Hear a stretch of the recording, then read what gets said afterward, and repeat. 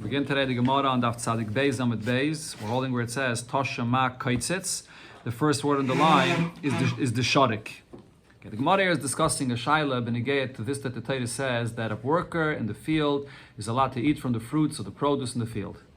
The question is, Mishal Shamayim Oichel or Mishaloi Oichel? What this means is this something which is just a gift from heaven that the Eibusha says he's allowed to eat? It's not his at all, but it's a gift to eat. Or it's his, it's like an add-on to the wages that he's being paid. And the difference is, if it's an add-on to the wages he's being paid, so then he can say, give it to my children, to my wife, instead of me. It's his, like the money he gets. But if it's a gift from heaven, so then it's a gift for him to eat. But he can't give it away to anyone else instead of himself.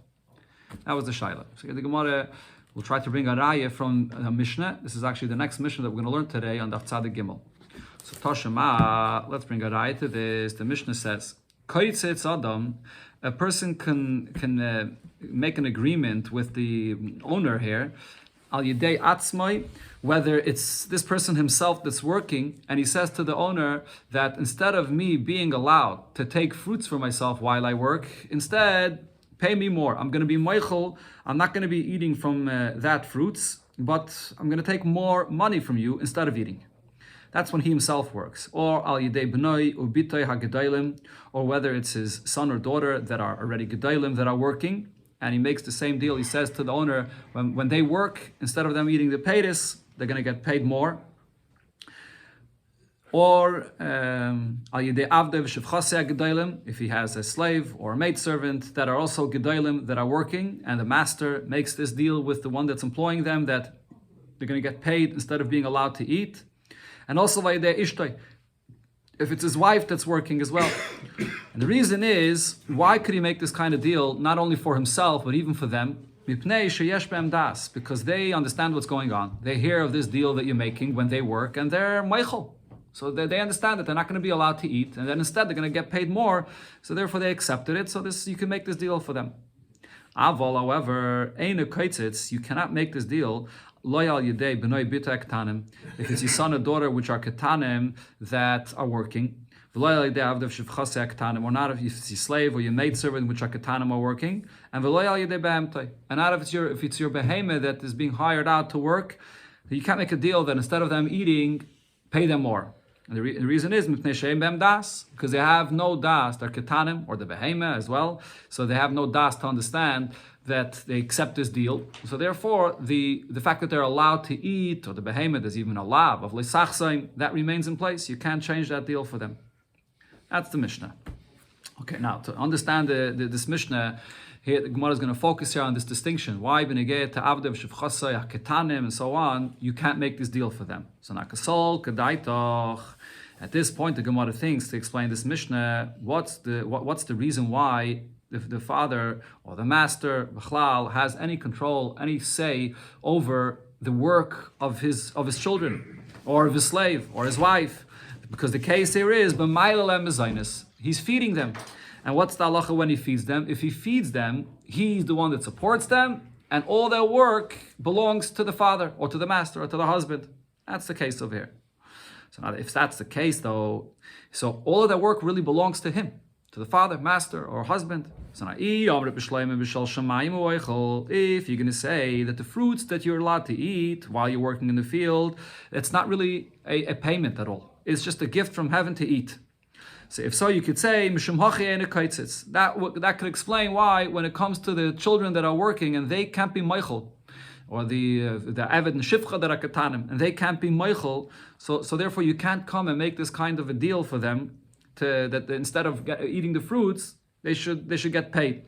Because it's just a gift. It's a gift from heaven to eat. So you can't change that for them. If it's a child or an Eved and Shifcha that are gedailim, so because they're gedailim, so therefore they have the das to be meichel. You made this deal with the balabas, pay them extra instead of eating, so you can make that deal, and the children have their own das, and they can be meichel.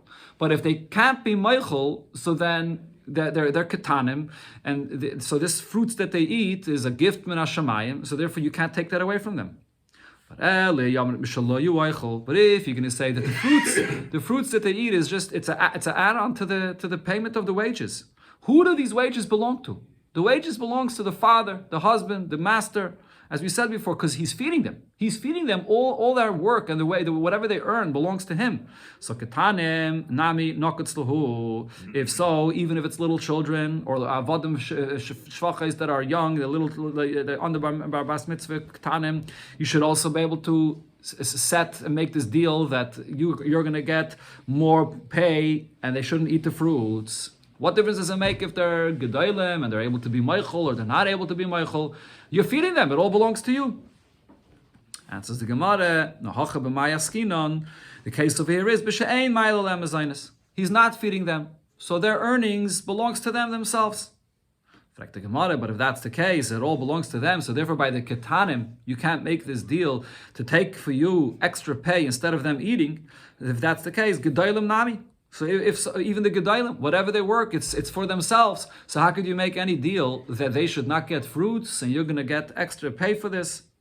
Answers the Gemara, Gedalim yadi v'kamachli. The Gedalim, you're actually not getting the pay. They're getting extra pay here, but the Gedalim are listening. They heard the deal that you made sort of on their behalf, and they're Michael, they accepted this deal.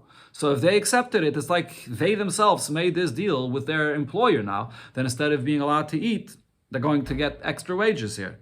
So it's understood. It's understood why they over there this deal could take effect. But by the ketanim though, you're not feeding them.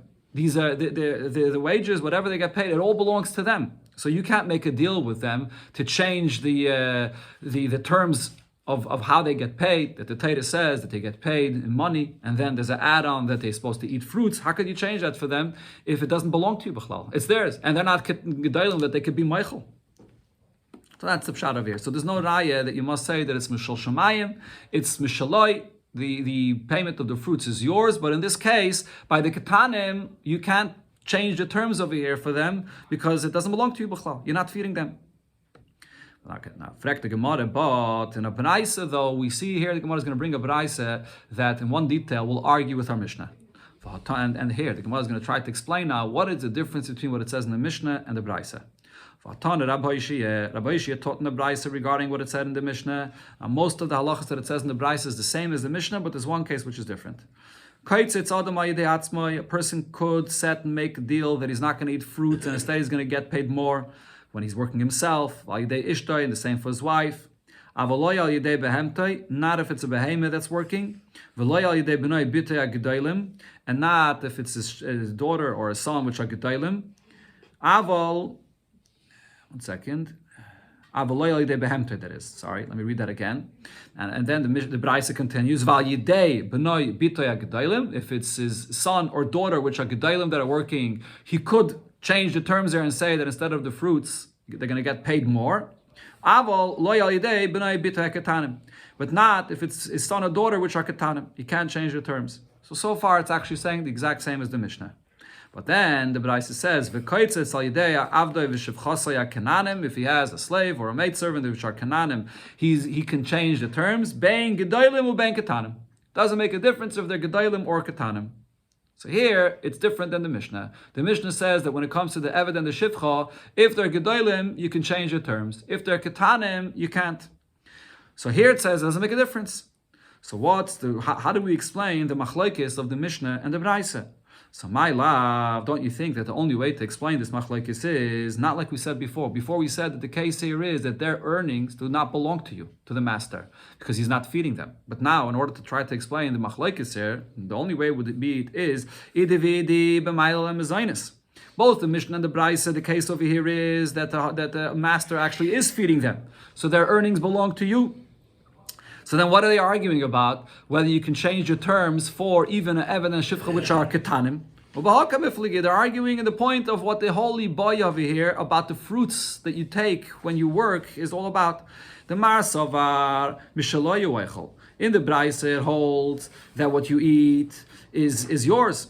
So if what you eat belongs to you, the Braisa that is, the Braisa holds if what you eat belongs to you, so you're feeding them. These earnings belong to you, and it's the fruits is just an add-on to the wages, so it's your earnings. So it doesn't make a difference if they're gedolim ketanim. It belongs to you. You can change your terms. You can say instead of fruits, I'm going to get paid more.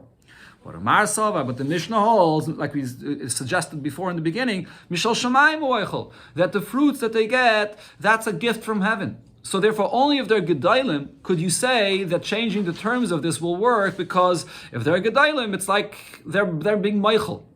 They made this deal with the employer, even though the master is the one that made the deal, but they heard, the Shivcha that are working heard, and they agreed to it, so therefore it's changed. But by Ketanim, it doesn't belong to you. It's a gift, Mishal Shamayim, and therefore you can't change the terms of the agreement. So if that's the case, we go back to what we suggested in the beginning, that the Pshar and the Mishnah is because it's Mishal Shamayim, so therefore by Ketanim, where there's no Mechila possible, you can't change the terms. The Braisa holds Mishaloi, it's all yours, you're feeding them, it's your earnings, so you can change the terms because it's just to add on to your earnings.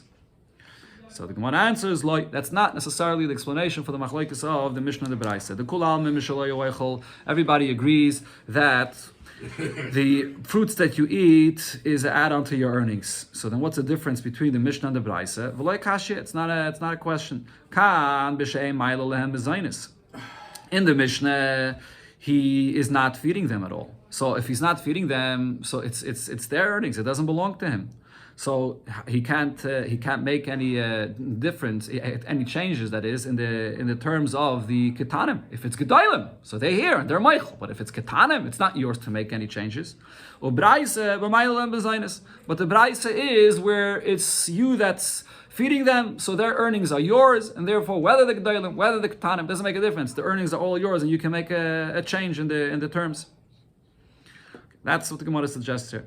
But now the Gemara asks on this, wait a minute, if that's the case, that you're the one that's feeding them, and therefore by the Eved and the Shivcha, the Braisa says, not like the Mishnah, that it doesn't make a difference, the Gedalim and Ketanim, you could change the terms over here of their pay. So then, what did you just explain? It's because you're feeding them, so it's all yours. So Yachi, Ketanim Nami Nakatzlahu. So why don't we apply the same thing also to your children? In the Braisa, it did agree b'negei to your children that you can't change the terms of their pay regarding the fruits when it comes to your children that are ketanim. Why not? Their earnings are yours. You should be able to change that. And so the Gemara, when it comes to the ketanim, tzarayu de b'nai bit ketanim loy zachel rachmana. When it comes to your own children, the Torah does not want you to change these terms because you're causing your children that are working pain, that they have to work and they can't open their mouth to take any fruits, to taste anything, to eat. The Torah did not allow you to change these terms. Okay, so therefore, when it comes to your children, the Ketana, that's out of the picture. Or the Mishnah, the Braisa agrees because there's tsar for them, so that you can change. But when it comes to the Eved and the Shivcha, that doesn't apply. So by the Eved and the Shivcha, the difference between the Mishnah and the Braisa is whether it's you that's feeding them or not. So in the Braisa, it's talking about when you're feeding them, so therefore you can change your terms even for the Ketanim. In the Mishnah, it's talking about when you're not feeding them. So Gemara asks on this, how did you explain our Mishnah just now? You're not the one that's feeding them, so their earnings are not yours. So therefore, for the Ketanim, the Eved, the Shivcha Ketanim, you can't change the terms here. But the Gemara asks, the fact that you're not feeding them doesn't necessarily mean that what they earn is not yours, because there's actually a machlokes about this in Masechta Gittin. This is a good answer. That according to the opinion that says that a master cannot say to his slave, I'm not feeding you, but you still have to work for me anyways. And whatever you earn, whatever you work, and whatever you earn is still mine. The master cannot say that. If you're not feeding him, then what he works belongs to him. So then we could explain, as we explained here, that in the Mishnah, the case is you're not feeding the Avadim and the Shvachos, so therefore what they earn belongs to them. So if it's Ketanim, you can't change their terms. It doesn't belong to you. But according to another opinion, the Gemara is soon going to bring, this is Rabbi Yechon, and he says that even if you're not feeding your slave, your maidservant, it doesn't matter. Their earnings still belongs to you. So then the answer we gave, that it depends if you're feeding them and their earnings belong to you or it does not belong to you, doesn't make any difference. So how do we explain the pshat in the Mishnah? Why is it saying in the Mishnah that when it comes to Ye'eved and Shifcha, which are Ketanim, you can't change the terms of the agreement? You're telling me, because you're not feeding them, so their earnings don't belong to you. What difference does it make? The earnings still belongs to you. And if we're going to say that the fruits that they get is mishaloi, this is an add-on to the wages they get paid, why can't you change those terms? So this really brings us back to the pshat that we said in the beginning. The only way to explain our Mishnah would be to say that it's Mishal Shamayim. So because it's Mishal Shamayim, so you can't change that. That's the schus they have to eat. So the Gemara answers, Elo, rather we have to say like this. Idi ve'idi b'shei ma'il lemezainis. That really the case is that he's not feeding them. Both the Mishnah and the Braisa, the case is that the master is not feeding his avodim and shvachos. But u'bahal pligi, we could say now that the bachlekes of the Braisa and the Mishnah is actually regarding this very point itself that we just said. The Marsa var Yochel. The Braisa holds that a master could say that I'm not going to feed you and your earnings are still going to belong to me. So if the earnings still belong to the master, so even though he's not feeding them, he still has the right to change the terms of their pay, and therefore even for the ketanim, that they can't be moichel themselves, but the earnings belong to the master, so he could change the terms. That's the Braisa. But the Mishnah holds you're not feeding them, but it doesn't matter. The earnings still belong to you. So if the earnings still belong to you, so then, or maybe did I confuse here with the Yochel and the Ein Yochel? Again, the Marsava Ein Yochel, when you say Ein Arav Yochel Loim Eved, I say Imi ve'Eini Zanoch. So Ein Yochel means that the earnings will not belong to the master. So if they don't belong to the master, so then the Ketanim, he can't change the terms of the agreement. Okay, so that's the difference between the Mishnah and the Braisa. But the Gemara asks on this, if that's the case, what does it come out of here? You're telling me that the Braisa is the one that holds that a master could say to the Avodim that I'm not going to pay you and your earnings still belong to me. But Rabbi Yechanan, one second, sorry, where am I over here? Rabbi Yechanan, so now if so, who's the one? Who's the one that held that a master could say to his avodim and ketanim, his avodim that is, we're not speaking about ketanim which are his children, we're speaking about here avodim. Who's the one that holds that a master can tell his avodim that I'm not feeding you, but what you earn still belongs to me? Rabbi Yechanan is the one that holds this. Yachal Arav, that's what he holds. If so, Shavik Masnisen, does that mean that he leaves the Mishnah, v'avid kebraisa, and he's paskening like what it says in the Braisa? The Braisa is the one that says that even if the master is not feeding them, still their earnings belongs to the master. And that's why the Braisa said that either way, the Rav, the master, has the ability to change the terms of the agreement. So it comes out that Rabbi Yechanan is saying so, is following what it says in the Braisa. The Mishnah doesn't hold to this. The Mishnah holds, if you're not feeding them, their earnings don't belong to you, you can't change the terms of the agreement. Why would Rabbi Yechanan say something based on a Braisa and not based on the Mishnah? Anytime you have a Mishnah and a Braisa, we always paskin like the Mishnah.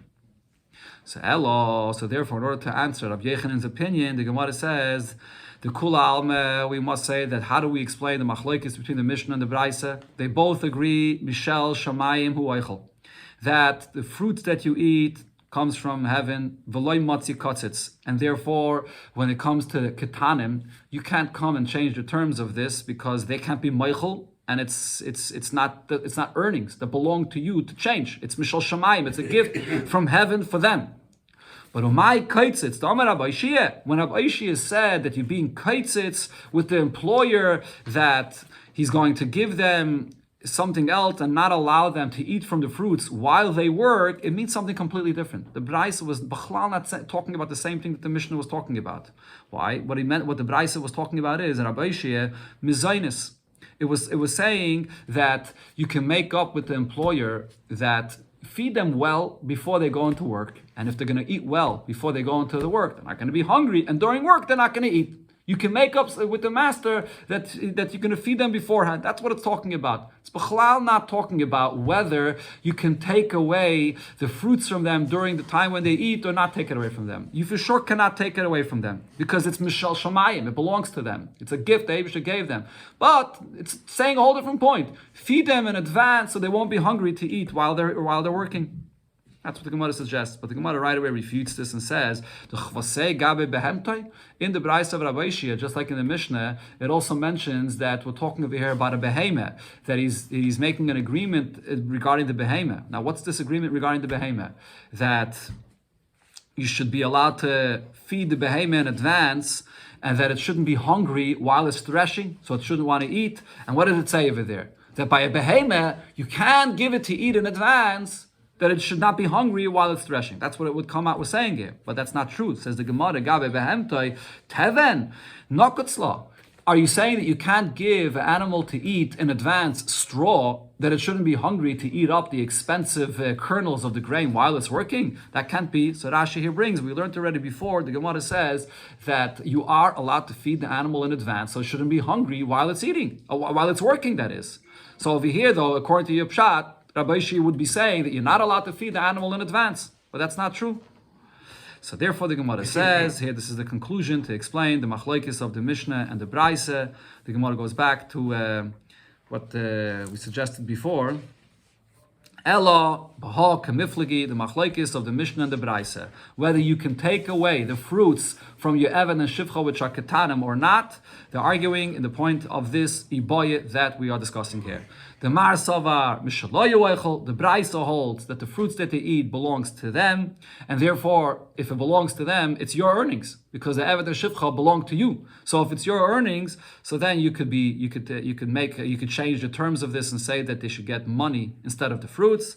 Or Mar Savar Mishal Shamayim. But the Tan of the Mishnah holds that the fruits that they get while they work is just a gift from heaven. So therefore, you can't change the terms of that. You can't take that away from them.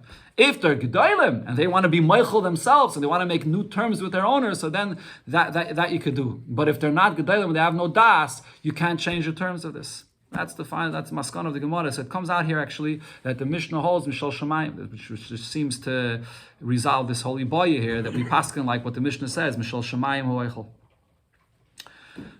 Mishnah. So here's the Mishnah that we just discussed Barichis, all the different ways of understanding this Mishnah. Here's the Mishnah itself. A person can change the terms when he comes to work, whether he's working himself, that he's not going to get fruits, he's not going to eat any fruits, but instead he's going to get paid more. Or if it's his son and daughter that are gdailim that are working, his slave or maidservant that are working that are gdailim, or it's his wife, because they have das, they can be meichel on their own. So therefore, if they hear that you change these terms for them, and they were meichel, so then it takes effect. You cannot change the terms. If it's your son or daughter that are ketanim, and not your Eved and Shivcha that are Ketanim, and not the Behemoth either, where there's a lav.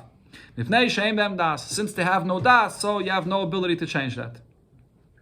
Another halacha, we had this also on Daf Tzadik Beis Amud Beis. Haseicheres apayilim lasis beneter avaishalei.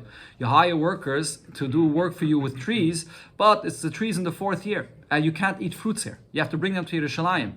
So the workers can't eat from the tree here. But now, if you didn't notify these workers that the work you're going to be doing here is in trees, that you won't be able to eat anything from it, then you're going to have to redeem the fruits and bring money to Yerushalayim and allow them to eat from the fruits of the tree, because this is a mekach tos. Well, the Gemara before discussed, either it's a mekach tos mamish, if it's mamish like wages when they eat the fruits, or it looks like a mekach tos. So therefore you have to give them the ability to eat. Another case that we had before also, mispar suagulov. You hire workers where you have the cakes of the figs that are pressed together. So if they broke open and you're hiring someone to put them back together. Or nispatchu chaviyasav. You have the wine that was already in barrels, and the barrels is sealed and closed properly, and it opened up, and you're hiring someone to seal it again. They're not allowed to eat from it, and the reason is because this is what's called, after it's gemar melacha. Once it's a done product, over here a worker is not allowed to eat from it. But if you didn't let the workers know that this is already a finished product, and the worker was under the impression that it's not a finished product because he sees these figs that are spread apart. Or the Gemara explained before about Ichas and Daf Tzadik Beis that even the wine, even when it's in the barrel, but he thinks that it's still not a finished product. So then, if you didn't let them know that they won't be able to eat, ma'aser or machilon, you're going to have to separate the ma'aser and allow them to eat from it. Another halacha, shoymrei peiris. That people that are working in a field and their entire job is just to be a guard, to guard the fruits. Oichlin, they're allowed to eat from the fruits that they're guarding, like a worker that eats while he's working, but it's Mehilchas Medina. This is only because this is the custom of the people in the Medina, in the country. Avalei Minat Torah. Minat Torah, just being a guard, does not allow you to eat from it. So it's the very last point here that the Gemara is going to explain. The rest of the Mishnah was already explained before. The last point is what the Gemara focuses on. Zok the Gemara, Shoimrei Peiris. The Mishnah here says that we're talking about someone that's guarding Peiris. Here, Minat Torah you can't eat, only Mehilchas Medina is allowed to eat. So the Gemara explains, what kind of Shemrim are we talking about? Omar Rav, Lo Yishanu El Shemrei Ganis or Pardesim. We're talking about Shemrim that are outside, whether in gardens or orchards.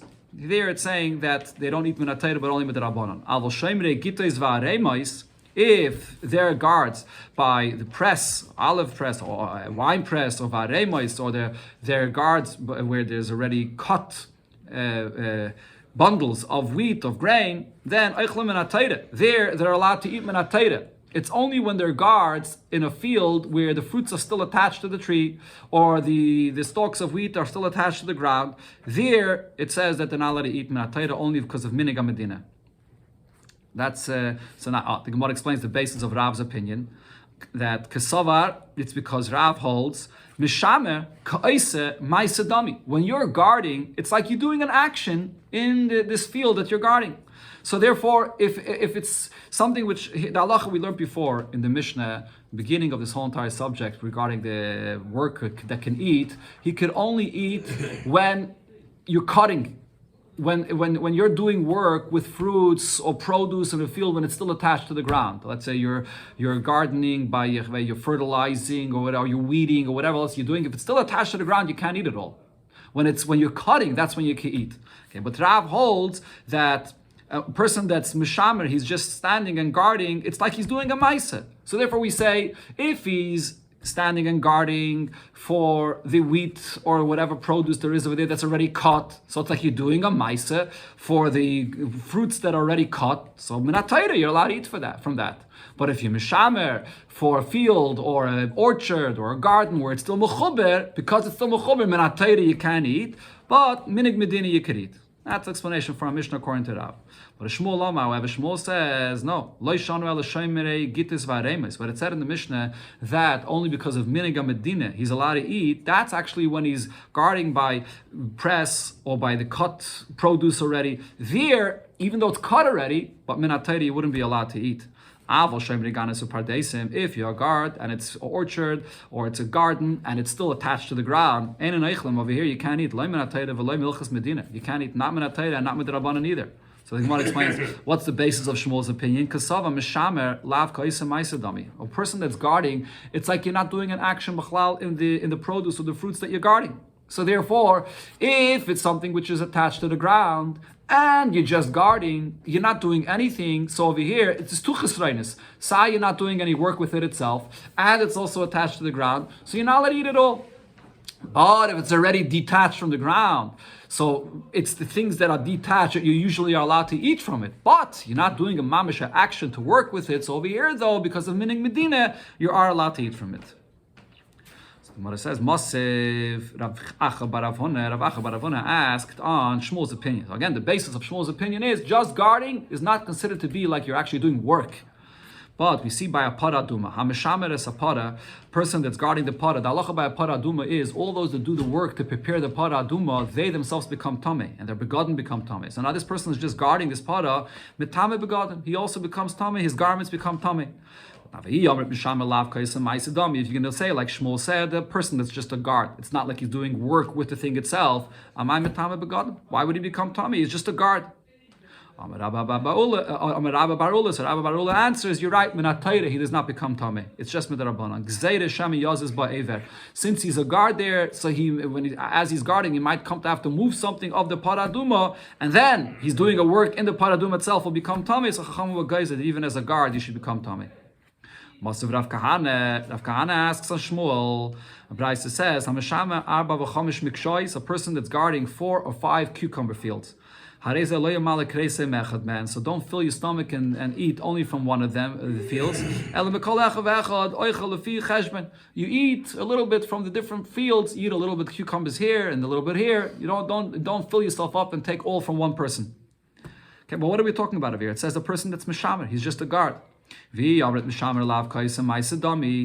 to say the person is just guarding, it's not like he's working in the field itself. Why can he eat it all? According to Shmuel, if you're a guard and it's a field where the produce over here, the cucumbers, are still attached to the ground, you can't eat, not minatayra, not even minig medina either. Rav Shimi Barashi, so Rav Shimi Barashi answers, no, we're talking over here about a cucumber field where the cucumbers are already detached from the ground. And that's where Shmuel said, once it's detached, then because of minig medina, you could eat from it. Like the Gemara, but if that's the case, it's detached from the ground. But this is just cucumbers. The moment it's detached from the ground, isn't it already prepared to eat? And therefore, it's going to be chayiv and meiser. Once it's chayiv and meiser, it's a finished product. The workers cannot eat from it. And says the Gemara, no, it's not yet a finished product because the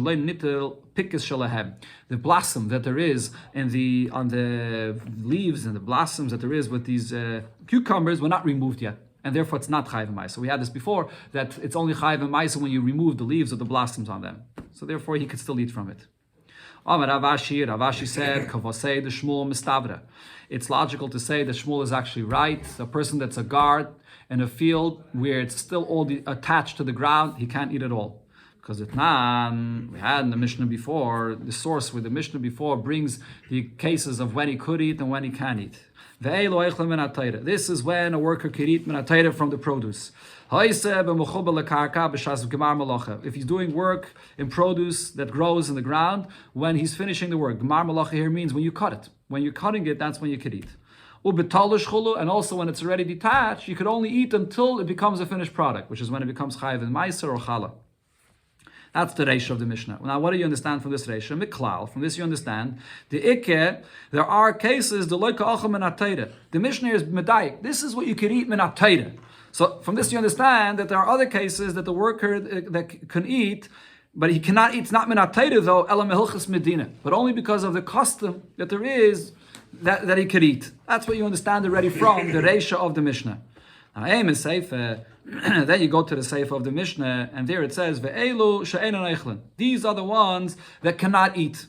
And there the Mishnah goes on to say, when can't you eat? If it's still attached to the ground, you're not cutting yet, or after it was detached, after it became a finished product, then it's too late, you can't eat either. That's what the Mishnah says in the Sefer. So now, my einan eichlin. What is the Mishnah here saying when it says that you can't eat? Now here, the Mishnah doesn't say you can't eat minatayra, it just says you can't eat. But what is the Mishnah trying to say?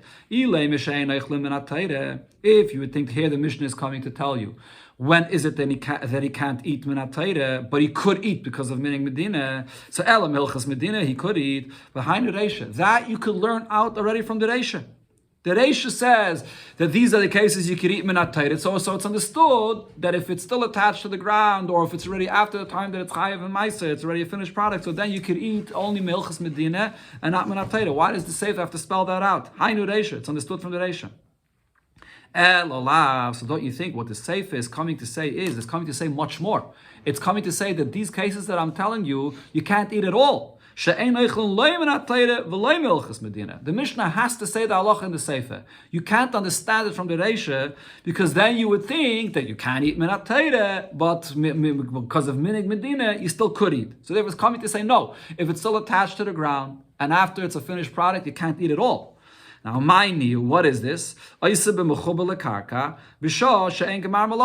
Like the example that the Mishnah brings there, if you're doing work in the field and the produce is still attached to the ground and you're not cutting yet, then you can't eat it all. Not minatayra, not midrabanan.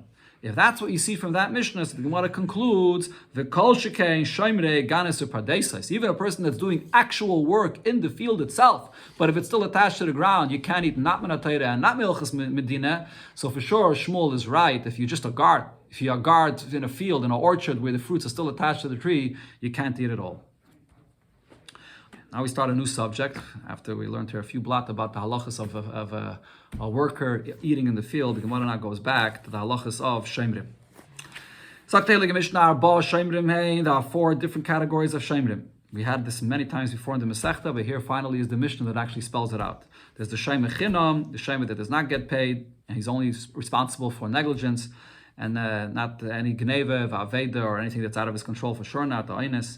Va'ashoyel, person that borrows and he's responsible even for an oines. Oines sacha, person that takes something and he's a shemer and he gets paid for this. And va'aseiche, a renter.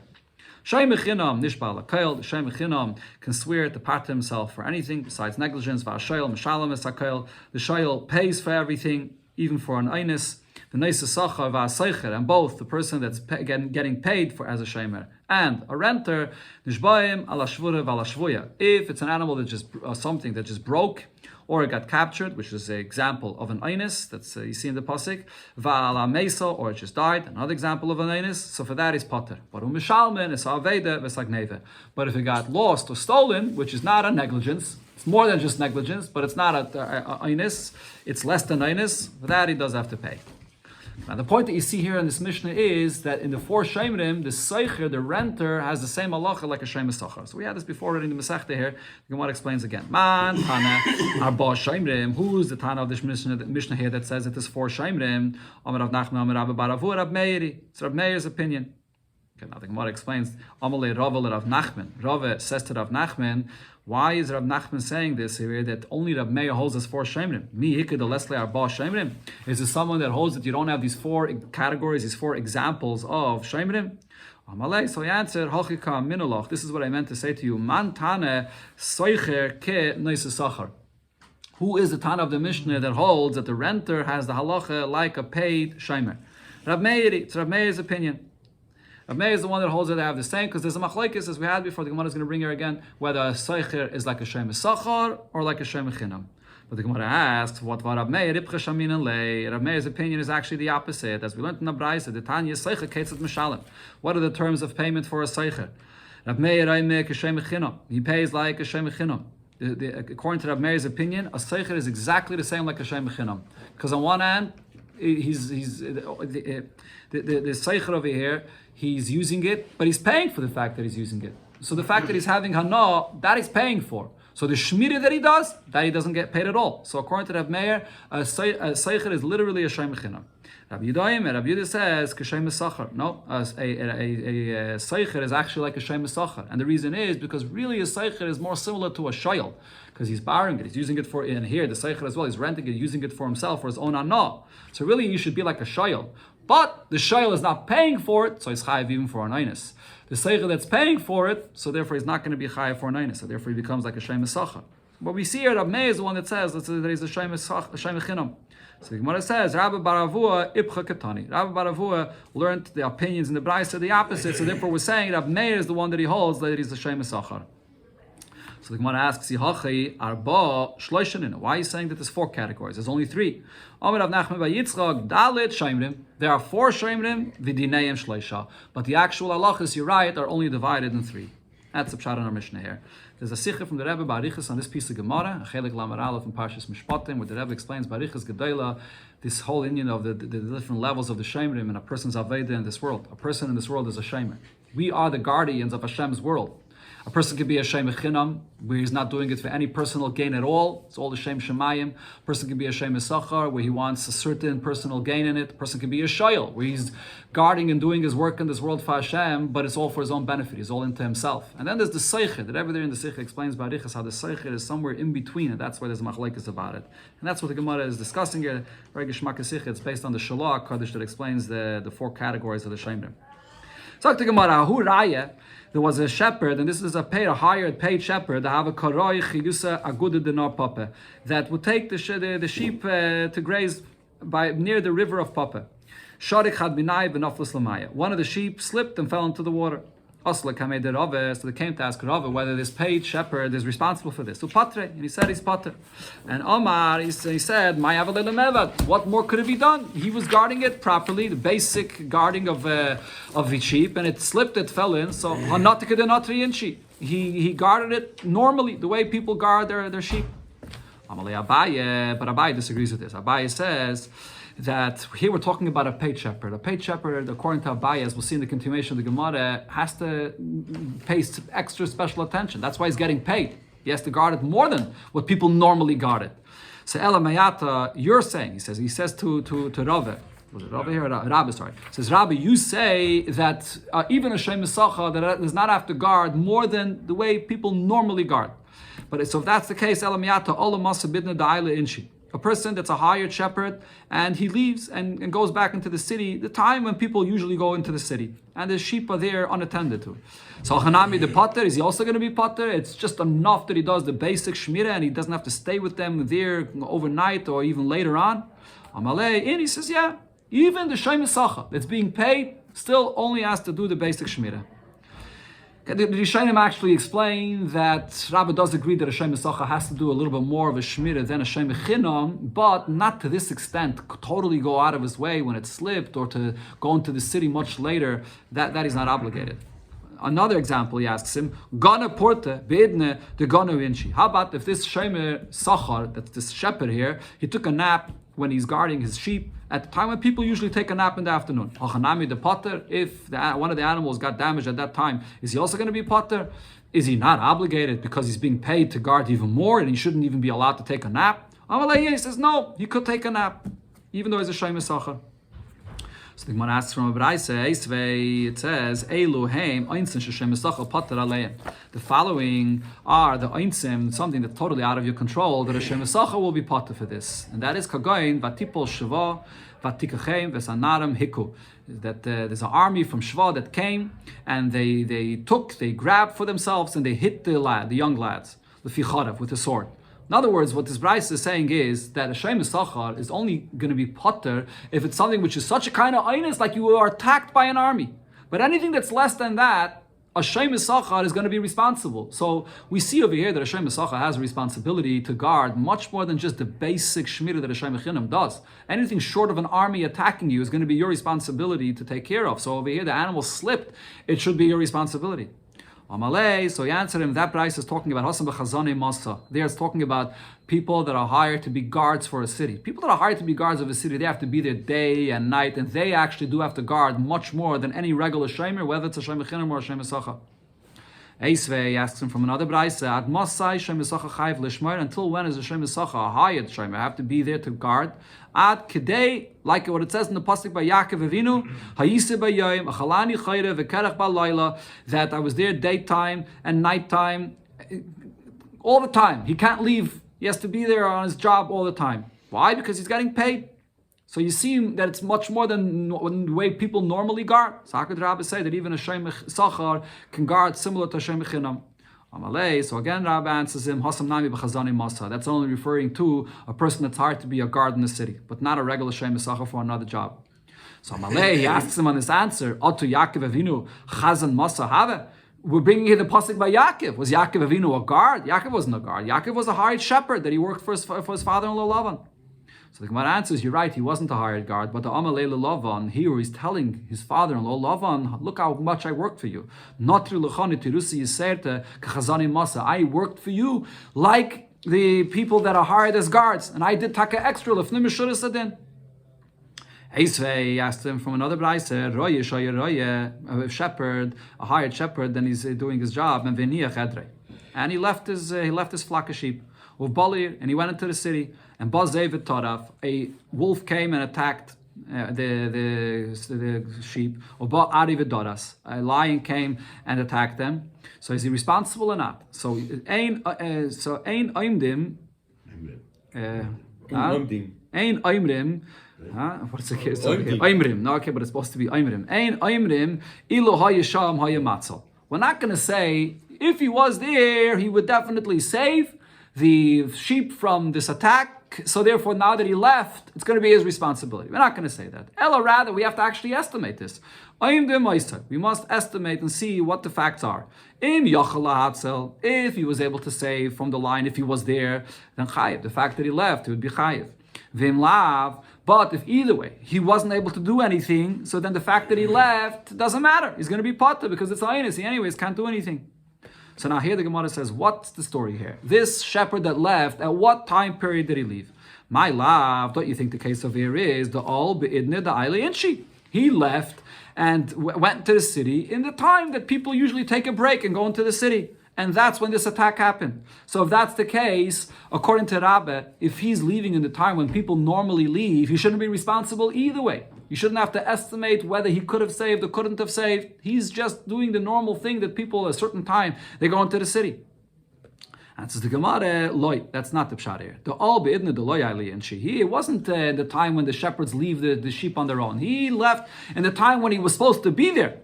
So that's why they're saying that you have to estimate whether you could save or not. But the Gemara asks, wait a minute, if that's the case, if he left in a time when he's not supposed to leave, why are we at all estimating if he was able to save or not? Why are you saying that if he couldn't save, so then it'll be potter? Why? He left, it was negligence. He wasn't supposed to leave at all. And but in the end it turned out to be an einis, chayev, we should be chayev for this. Even though in the end the lion came and attacked and then it ended up being an einis, he couldn't do anything about it anyways, but he should be chayev for this.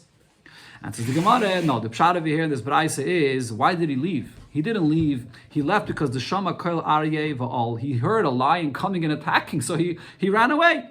That's why he left. So again, the Gemara asks, but if that's the case, you're saying that we have to over here make an evaluation to see if he could have saved the sheep or not. If he was afraid of the lion and that's why he ran away, so what should have he done? So the Gemara says, well, that's actually something that he could do. He should gather other shepherds or take sticks, and he should run after the lion to send it away. That's what he could have done. So the Gemara asks on this, that is, if that's the case, if he actually could do something about it, then why is this Bryce saying this halach here specifically regarding a hired shepherd? The same is by a Shem Mechinam as well. The fact that you hear a lion and you run away, and it's your negligence. Why? Because you're able to save the sheep from the lion. You could just take a stick or take another shepherd with you and go and chase them away. So the Gemara answers, no, there's a difference. Here the Gemara actually brings, before the answer, the Gemara brings the source regarding a Shem Mechinam, the Hamar, Hu the Amar. The master has explained that Shem Mechinam, Shayla Lekadem Beroim B'Maklas V'Lekidem Chayiv. Even a Shem Mechinam, if you're able to chase away a lion with sticks or with other shepherds, you're obligated to do so. So the Gemara explains, no, there's a difference. Shem Mechinam B'Chinam. A Shem Mechinam is obligated to do that only if he can find a stick or he can have other shepherds help him free of charge. Then he's obligated. Shem Yisachar b'schar. But a Shem Yisachar is obligated to do that even if he has to pay people to help him or has to buy a stick, even if it's going to cost him money, he's still chayiv to do that. And that's what this brayse is talking about. And Navad Kama, how much does he have to be ready to pay if he's a Shem Yisachar to go and chase away a lion? Ad Kedei Demein. He has to be ready to pay for the value of what the flock of sheep themselves are. So the Gemara asks him this: where do you see such a thing that really, if he's not going to pay money, he's not going to be able to save this flock of sheep? So in that sense, it's an einus. Can't do anything about it. And he has to go now pay money out of his own pocket because it's a Shem Yisachar to go and save them. Where do you find such a thing that he's obligated to do this? So the Gemara says, no, he's obligated to pay, but then the Hada Shakal Demand Balabayas. But then he's going to get reimbursed from the owner for this. So if that's the case, if he's getting reimbursed, so what value does the owner have of this? You just said that he has to pay even up to the amount of the value of the whole flock of sheep itself. But then he's going to get reimbursed from the owner. So the owner is anyways losing all his money over here and the value of the flock of sheep. So what's the point of him saving them? So the Gemara answers, there still is a point. The point is, because this owner is accustomed to his animals. He doesn't want to have to go and buy new animals. Or the tircha to have to go find new animals. So therefore, this is still the obligation of the Shem Yisachar to pay, to go and save the animals. And therefore, over here in the Brayse it's saying you have to evaluate if he was able to pay and go and do this, even though he's going to get reimbursed later. We'll just finish 2 or 3 more lines. The Gemara concludes now and says that Rav Chiste v'Rabbi bar Rav Hune disagreed with what Rabbi said before. Rabbi said before regarding a Shem Yisachar that he has to guard similar to a Shem Mechinam, the way people usually guard, not more than that. But they hold they disagree. The Amri, because the owner says to Shem Yisachar lahachiyav l'cha'agra. This is the reason why I'm paying you to be a shomer. That you should guard better, more than a regular person. And if the animal slips into the river and you say, oh, I guarded it regularly, it's not enough. You have to guard it extra, and therefore here they will be responsible for this.